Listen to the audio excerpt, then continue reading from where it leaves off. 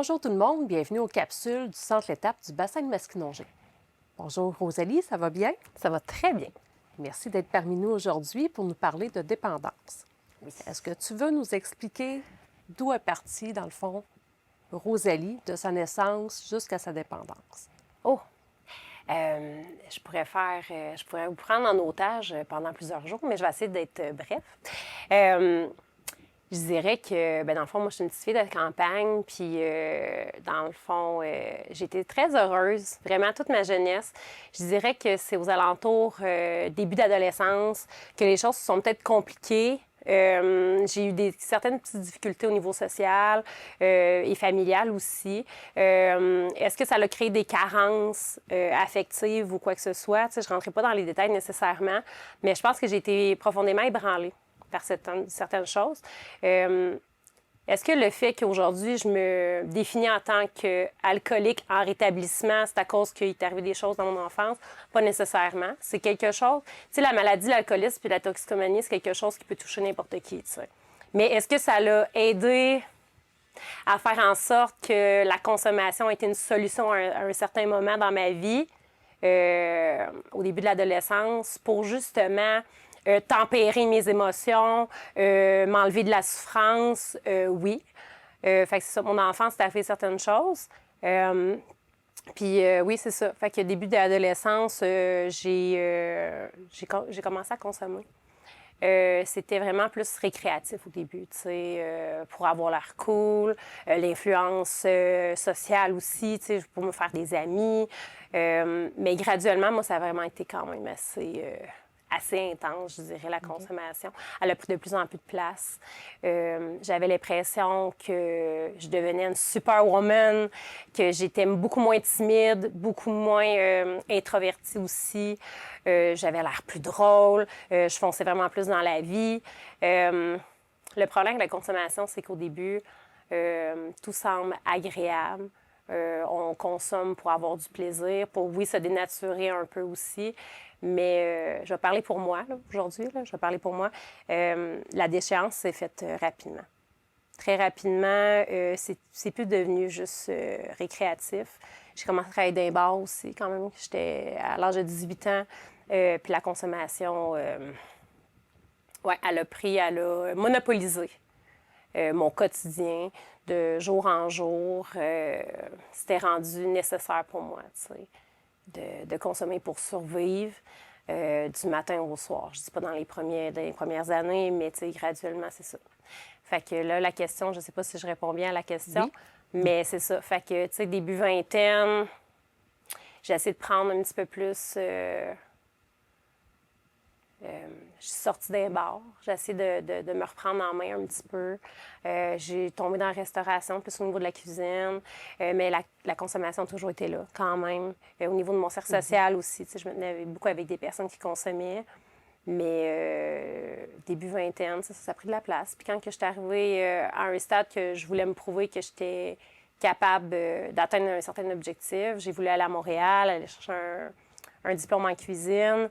Mais une petite fille comme moi, avec beaucoup d'énergie, pour ceux qui me connaissent, c'est sûr qu'aller dans la grande ville, ça a été le début de la fin, comme je pourrais dire.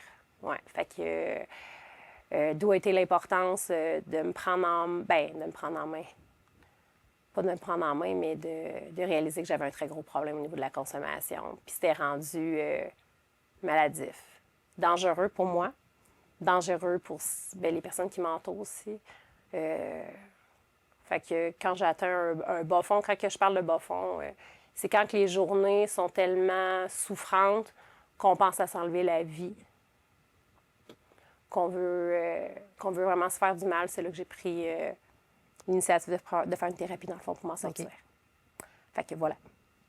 Ça, c'est arrivé, là, combien de temps à peu près? Que tu t'es rendu compte, là, ça marche plus, il faut vraiment que je fasse quelque chose. Ouais. Là, j'ai 36 ans, donc j'ai eu mon 8 ans cette semaine. Félicitations. Je dis pas de sobriété, merci, mais je dis plutôt d'abstinence, parce que je considère qu'on est plus dans l'abstinence, parce que la sobriété, pour moi, c'est plus au niveau émotivement aussi, puis comportemental, mais que je ne consomme plus rien, ça fait 8 ans. Fait que dans le fond, Faites le calcul. Oui. Fait que oui, j'étais à Montréal, puis j'ai vraiment décidé de faire une thérapie. J'ai eu beaucoup d'aide aussi de ma famille, parce que financièrement, tu sais, je pouvais pas me permettre d'avoir une thérapie, mais j'avais atteint mon bas fond, puis j'étais vraiment... Tu sais, quand on arrive à la croisée des chemins, qu'on peut plus concevoir la vie sans la consommation, mais avec aussi, tu sais. Fait que j'ai fait un 30 jours intensif dans une thérapie dans l'Ouest de Québec, dans le fond, au Portail. OK. Puis c'est ça, ça fait quand même plusieurs années de ça, mais c'est comme si c'était hier. Fait que, tu sais, j'essaie de ne pas oublier d'où je viens aussi, là. Fait que, ouais, un 8 ans d'abstinence. Tu as l'air fière de toi. Oui, vraiment. Ben oui, je pense que c'est important de se ramener de où on vient. Puis, encore en date d'aujourd'hui, je visite certaines fraternités qui me donnent un soutien au niveau de ma maladie, qui m'accompagnent. On parle aussi beaucoup de thérapie de la parole. Tu sais, j'en discute quand je vis des choses. C'est pas parce qu'on arrête de consommer que la vie est belle puis est parfaite. Je fais face encore à des épreuves au niveau professionnel ou social ou familial. Mais l'important, c'est que j'ai du monde qui me soutienne autour de moi. J'ai du monde, des témoins lucides qui m'aident aussi à me diriger vers certaines solutions. Je fais beaucoup tu sais, je fais de la lecture aussi. Fait que oui, je suis fière de moi, mais c'est quand même un travail parce que je considère que, tu sais, je suis pas guérie. Je suis pas guérie. Je peux me laisser aller dans un mois ou deux ou un an ou 3 ans, puis me dire, ah, pourquoi pas un premier verre, pourquoi pas, tu sais, mais non. Je sais que moi, si je reprends une autre consommation ou quoi que ce soit, premièrement, je sais pas à quel point ça pourrait... Bien, je sais à quel point ça pourrait être néfaste, au contraire. Fait que, oui, je suis fière de moi, mais c'est ça, c'est un travail. J'ai beau me dire, sans effort, on n'a pas de confort. Fait que je travaille fort quand même sur moi-même. Puis, faire en sorte de devenir la meilleure version de moi-même jour après jour. Et moi, je suis fière de toi aussi, Rosalie. Merci. Qu'est-ce que tu as trouvé le plus difficile dans ton rétablissement?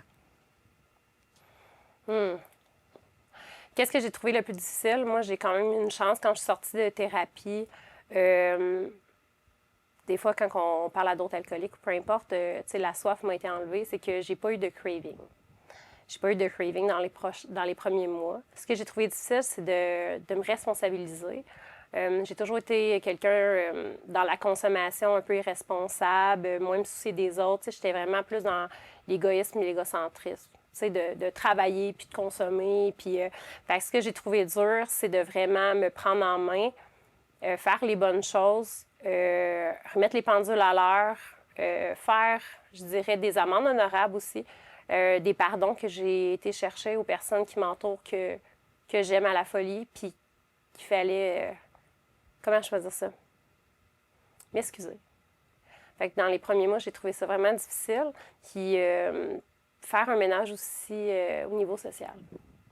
Oui, ça, j'aime le dire à des personnes qui ont des difficultés et qui veulent s'en sortir au niveau de la consommation. Si j'ai une suggestion à vous faire, c'est de garder les bonnes personnes qui sont là pour les bonnes raisons. Et fait qu'il y a un ménage naturel qui s'est fait. C'est sûr qu'en sortant de thérapie, j'ai pas été travailler dans un bar, tu sais. On s'entend, là. Fait que j'ai dû tasser des personnes que j'appréciais, mais qui n'étaient pas nécessairement bonnes pour moi. Fait que ce côté-là aussi que j'ai trouvé difficile. Sinon, comme je t'ai dit, c'est quand même quelque chose. Là. Après autant d'années de consommation, j'ai commencé à consommer à l'âge de 13-14 ans, puis d'arrêter à fin vingtaine. C'est toutes des habitudes à changer, une hygiène de vie aussi, se recoucher tôt. J'ai quand même trouvé ça difficile. Mais pour toutes les belles choses qui sont arrivées dans ma vie, ma lucidité qui est revenue, l'aspect monétaire aussi qui est revenu. T'sais, on va se le dire, il n'y a pas juste des affaires négatives aussi là-dedans. C'est qu'au début, c'est difficile parce que j'avais pas d'argent, j'avais rien. T'sais, moi, c'est juste consommer dans la vie. Okay. Fait que graduellement, à force de faire des efforts, ben c'est ça, il y a des belles dividendes qui arrivent dans notre vie. Là. Voilà. C'est ça, il y a des gains. Est-ce que tu avais des gains dans ta consommation aussi qui te gardaient là-dedans? Des gains? Tu sais, quand tu consommais, c'était pas juste négatif. Qu'est-ce qui te faisait que tu restais là-dedans aussi? C'est... Parce que souvent, on voit comme un aspect positif. sur le court terme. Malheureusement, en ce qui me concerne, la consommation, il n'y avait pas d'aspect positif à la fin. C'est vraiment, là, on parle d'une dépendance qui en était physique.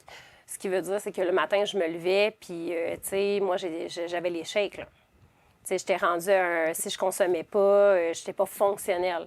J'allais travailler quand même, mais c'était vraiment comme une dépendance, quelqu'un qui va prendre de l'héroïne ou peu importe. Tu sais, moi, j'étais vraiment dans la consommation de l'alcool, mais oui, il y avait de la cocaïne, il y avait d'autres choses. Fait que, tu sais, c'était vraiment un besoin viscéral.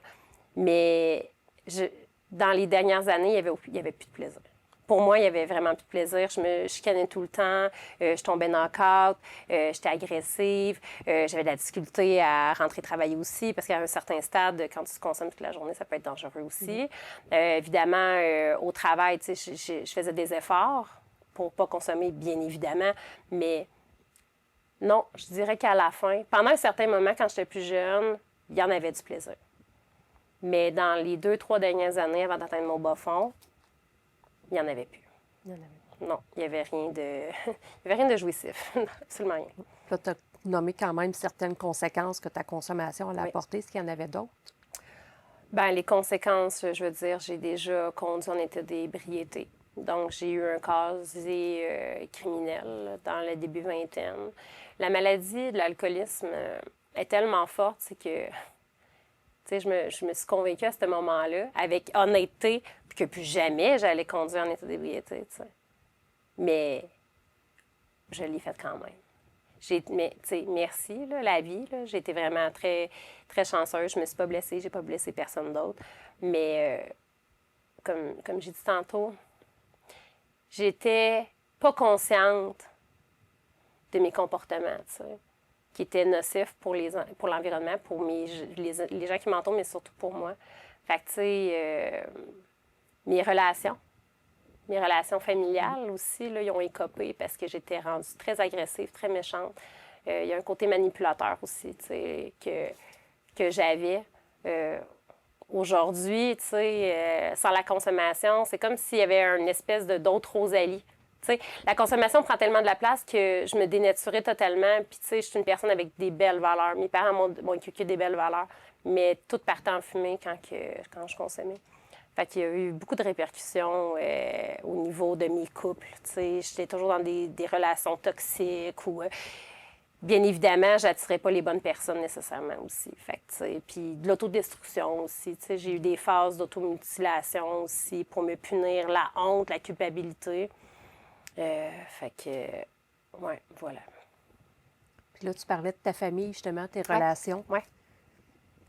Qu'est-ce qu'ils diraient de toi, mettons, tu sais, entre la Rosalie en consommation et maintenant? Oh mon Dieu, mais je t'assure que j'ai eu une bonne relation avec eux. Puis, tu sais, j'ai eu la chance de les côtoyer avant, pendant, puis aujourd'hui. Puis c'est sûr qu'ils sont très fiers de moi. Puis, tu sais, ma sœur, j'en ai fait vivre là, beaucoup à ma famille. On dirait que quand on est en consommation, les personnes qu'on aime le plus, surtout la famille, l'amour inconditionnel, on peut les prendre pour acquis, tu sais. Mais j'ai tellement voulu leur démontrer qu'au fond, j'avais l'énergie puis la capacité de me prendre en main puis d'aller mieux en allant chercher les outils et tout, là. Mais, tu sais, ma sœur, aujourd'hui, on a tellement une belle relation. Tu sais, elle a eu peur. Tu sais, à un moment donné, mes parents ils ont eu peur aussi, ma sœur aussi, de me perdre. Tu sais, moi, je travaillais à Montréal, mais ça m'arrivait des semaines et des semaines de ne pas répondre au téléphone, de juste comme plus exister par souffrance, tu sais. Fait que quand ils sont venus... Je me rappelle comme si c'était hier quand ils sont venus me chercher en thérapie. Là. Tu sais, ils m'ont vu les yeux brillants. Ils ont vu la lumière que ça faisait longtemps que je n'avais pas eu en moi. Tu sais. Fait qu'ils ont cru en moi. Puis aujourd'hui, on en parle encore. Ils sont vraiment fiers. Très, très, très, très fiers. Puis ils m'ont pardonné, je crois. Bien, pas je crois, ils m'ont pardonné. Ah, je suis sûre que oui. Oui, ils m'ont pardonné. Puis aujourd'hui, quand tu vis des moments difficiles, ça arrive-tu des fois que justement, il y a des pensées qui reviennent? Au niveau... C'est des émotions des fois plus difficiles à gérer. Oui. Je dirais que je considère que je suis une fille très spirituelle. C'est quelque chose que je développe depuis plusieurs années, qui fait en sorte que j'essaie d'appliquer le lâcher-prise. J'essaie de croire en quelque chose de plus fort que moi. J'essaie d'avoir la foi, la confiance en la vie, la confiance en moi-même. Quand j'ai des épreuves, oui, c'est pas évident, mais j'ai pas envie de retourner quand même. Juste par principe que même si je me dis « Hey, c'est vraiment tough ces temps-ci », ça serait donc bon, tu sais, du fort ou peu importe, de l'alcool.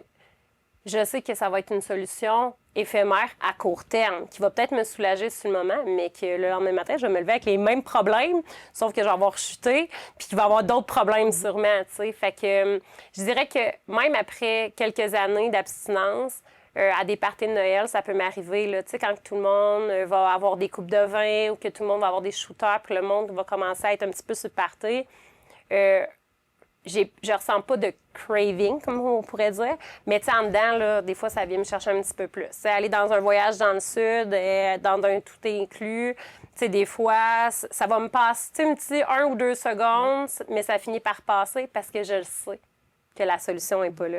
La solution, ça va être d'en parler. La solution, ça va vraiment d'aller chercher des outils, puis de la littérature ou de vraiment me confier. Puis juste le fait de me confier, puis d'être dans ma vulnérabilité, puis d'aller dans mes émotions, ça va me soulager. C'est sûr que parfois, dans des épreuves vraiment difficiles, tu sais, je dois faire des choix, puis je dois passer à l'action aussi, parce que tout se règle pas juste avec le temps. Mais après quelques années d'abstinence, j'ai plus la force de faire face, j'ai plus de résilience, je dirais. Okay. Ouais. Est-ce que tu dirais que c'est justement cette foi-là qui t'a le plus aidé à passer à travers? Absolument. Oui. Absolument. Puis de me reconstruire. Aussi de me reconstruire que, tu sais, je suis pas une merde. Tu sais, avant, tu viens que tu consommes tellement que tu te dévalorises. Tu penses que tu mérites de pas être heureux. T'as plus d'estime personnelle, t'as plus de confiance. Fait que le fait de bûcher, jour après jour, je dis bûcher parce que c'est de travailler puis de croire en soi, mais de croire en la vie. Puis je me dis, il n'y arrive rien pour rien. Tu sais, c'est cliché de dire ça, il n'y arrive rien pour rien, mais c'est vrai. C'est vraiment vrai. Fait que, tu sais, oui, cette fois-là, elle était nécessaire, puis elle est nécessaire pour demain, pour aujourd'hui, pour hier. Mais ce qui m'aide vraiment beaucoup, là, c'est de me ramener dans mon moment présent. Parce que si je pense au passé, je vais être dans le ressentiment, je vais être dans mes blessures, je vais être comme dans mes blessures, rejet, abandon, là, je vais être dans mes peurs, puis dans des scénarios. Si je pense trop à demain, là, je tombe hyper anxieuse. C'est correct de penser à court terme. Mais si je pense toujours à demain ou à la semaine prochaine ou dans un mois, ben souvent, je vais partir dans ma tête. Puis souvent, les résultats ne m'aperçoivent même pas, ça ne va même pas se réaliser. Le fait de se ramener dans son moment présent, honnêtement, c'est quelque chose que je travaille de plus en plus, c'est que, premièrement, je ne passe pas à côté de ma vie. Parce que si tu passes, tu sais, là, en ce moment, là, tu sais, je suis avec toi, puis on dialogue, puis je suis ici, je suis avec toi. Je suis pas à demain, OK, qu'est-ce qui va se passer au restaurant? Est-ce que mon employé va rentrer? Puis je suis pas non plus dans hier ou dans mon passé en train de me dire « Oh mon Dieu, c'est vrai, je me souviens de telle fille ou en secondaire 3. » Tu sais, c'est niaiseux, mais ça rend plus doux. C'est plus doux en dedans quand on se ramène dans notre moment présent. Voilà. C'est d'apprendre à apprécier le moment présent aussi. Apprécier? Oui, exactement. Exactement. C'est comme ça qu'on vit. Oui. On vit dans le moment présent. Je suis d'accord. Oui. Puis justement, tu sais, on parlait tantôt que, tu sais, il y a eu des gains, il y a eu des choses comme ça, mais c'est quoi que tu as le plus apprécié des changements que tu as faits? C'est une bonne question. Qu'est-ce que j'ai le plus apprécié ou ce que j'apprécie? Je dirais la qualité des relations humaines que j'ai en ce moment. La sérénité aussi que j'ai en dedans. Vraiment, parce qu'avant, dans la consommation, je n'étais pas capable de juste apprécier un lever de soleil ou un coucher de soleil. Je dirais qu'aujourd'hui, le mot qui me revient souvent à l'esprit, c'est la gratitude. La gratitude de tout. Tu sais, là, on est dans une grosse période de froid en fin de semaine, là, puis j'ai pensé, j'étais avec mon conjoint, puis j'ai pensé aux itinérants, ça. À des moins 35 puis des moins 40, mais tu sais, j'aurais pu finir, là. J'étais très proche de me rendre là, tu sais. Fait que le fait d'avoir la gratitude, de la fille où je suis, de la fille que je suis aujourd'hui, c'est vraiment des belles dividendes, puis des gains aussi. Puis, tu sais, la fille de là, 8 ans, là, elle avait rien. Elle était remplie de souffrance, puis elle voulait s'enlever la vie. Aujourd'hui, je suis marraine 3 fois. J'ai un petit café, un restaurant que je suis extrêmement bien. J'ai des employés remarquables. J'ai un conjoint merveilleux. Je suis belle-mère de 3 enfants qui m'adorent, que j'adore aussi. Je veux dire, j'ai une belle relation avec mes parents, avec ma soeur aussi. Tu sais, c'est que du beau, là. J'ai été capable de m'acheter une maison. Tu sais, la fille de là, une couple d'années n'aurait pas pensé ça, là, tu sais. Fait que quand on veut quelque chose, puis qu'on travaille fort, là, puis qu'on y croit, puis qu'on veut y croire, c'est vraiment possible. Ça a l'air très cliché, là, ce que je dis, mais j'y crois. J'y crois profondément. Puis j'ai des belles personnes autour de moi qui passent aussi à travers des moments difficiles, mais je leur dis toujours que c'est juste temporaire. Tu sais, quand que je rush ma vie parce que je passe 2-3 jours, là, ça va pas bien pour X raison, là, je le sais, j'ai foi, puis j'y crois, c'est temporaire. C'est toujours temporaire. Fait que ça me... Fait que c'est ça. Je dirais que j'ai plus de sérénité que jamais, contrairement à avant. Fait que c'est tellement plein de belles choses, là, tu sais. C'est pas toujours parfait. Il n'y a rien de parfait. Mais j'échangerais pas ma pire journée d'aujourd'hui pour ma meilleure dans mon autre vie d'avant, ça. OK. Vraiment pas. Vraiment pas. Voilà. Fait que, avant de conclure, j'aimerais ça que tu me dises, mettons, la Rosalie d'aujourd'hui, là. Ouais. Qu'est-ce qu'elle dirait à la Rosalie d'avant? À la petite Rosalie.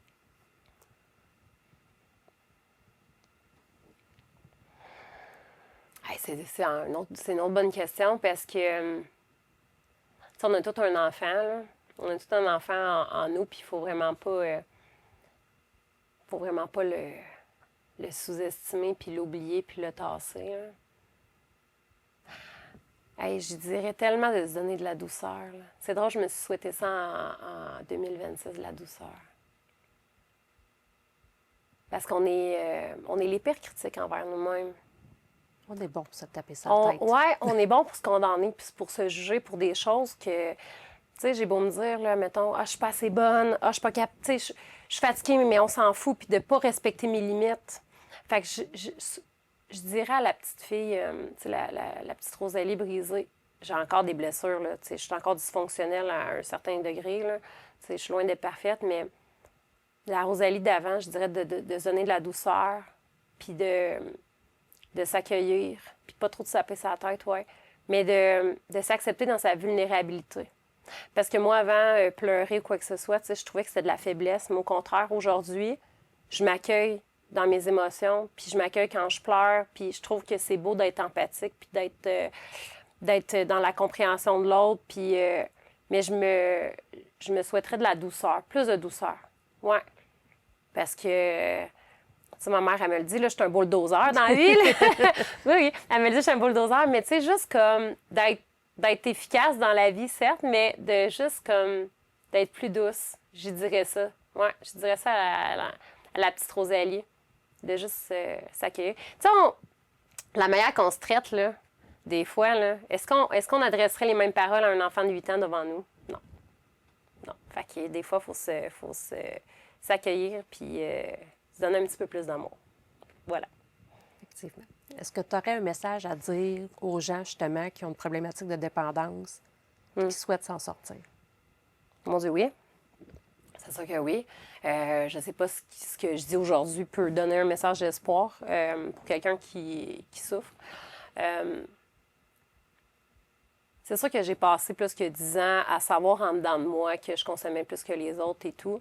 Mais il a fallu vraiment que j'atteigne un point de non-retour comme pour être assez honnête envers moi-même pour me dire « Hey, j'ai besoin d'aide ». Fait que, tu sais, pour la personne qui a de la misère à passer 2-3 jours sans consommer puis qui se pose des questions, tu sais, je dirais que tu n'es pas obligé de te nommer tout de suite toxicomane, alcoolisme ou multidépendant ou peu importe. Mais c'est si, au fond, la consommation nuit à ton quotidien. Tu sais, la consommation prend trop de place. Puis que, ouais, ça nuit à ton quotidien, au travail, à tes relations humaines ou peu importe. C'est important d'en parler à quelqu'un de confiance. Tu sais, il y a des choses qui se disent à un peu tout le monde, mais ce genre de choses-là, digne de confiance, je dirais, admettons, un éducateur, un membre de la famille que tu sais qui va être là pour t'accueillir, sans te juger. Tu sais, moi, si demain ou après-demain, quelqu'un vient me voir, ça va rester dans l'anonymat. Puis moi, j'aime accompagner les personnes qui ont besoin de discuter, d'en parler. Tu sais, des fois, je prends juste un café avec quelqu'un qui a juste, tu sais, qui démontre de l'intérêt, qui veut juste comprendre, puis qui a des questions à me poser, puis on verra où ça nous mène, tu sais. Fait que si tu souffres par rapport à peu importe la consommation, ça peut être outre mangeur aussi, ça peut être, tu sais, on dit alcoolique, alcoolisme ou toxicomanie, mais ça peut être tellement d'autres dépendances, tu sais, ça peut être même le sexe, ça peut être beaucoup de choses. Ça, on peut perdre la maîtrise de notre vie avec différentes substances, ça, je pourrais dire. Ça serait de vraiment se donner le droit d'aller chercher de l'aide. Parce qu'on pense souvent qu'on est capable de s'en sortir, puis finalement, à un moment donné, ça vient trop gros, ça vient trop gros, ça vient trop gros. Puis de tasser l'ego, puis mettre de l'humilité, puis faire « OK, je suis écœurée de souffrir. » Fait aller chercher quelqu'un de confiance, puis il y a des programmes pour ça. Hein? Oui, Marjo, effectivement. Il y a des programmes pour ça. Moi, j'ai passé par une thérapie. Il y a des ressourcements aussi, il y a des intensifs. On est chanceux parce qu'on est dans une société qui a beaucoup de choses accessibles. Il y a la littérature, il y a vraiment beaucoup de choses à faire. Fait que c'est pas, de ne pas attendre qu'il soit trop tard, que les idées noires soient omniprésentes dans ta vie 24/24, où je me suis rendue, tu sais. C'est d'être honnête envers soi-même, puis d'aller chercher de l'aide. Merci beaucoup, Rosalie, pour Ça ton fait plaisir. partage. Ça nous a fait vraiment plaisir de t'accueillir. Merci!